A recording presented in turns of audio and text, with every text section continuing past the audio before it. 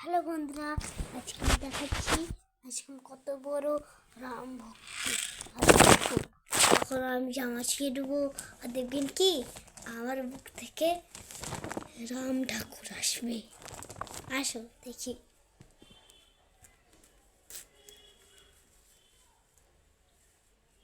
Joy Shriram, Joy Shriram, Joy Shriram.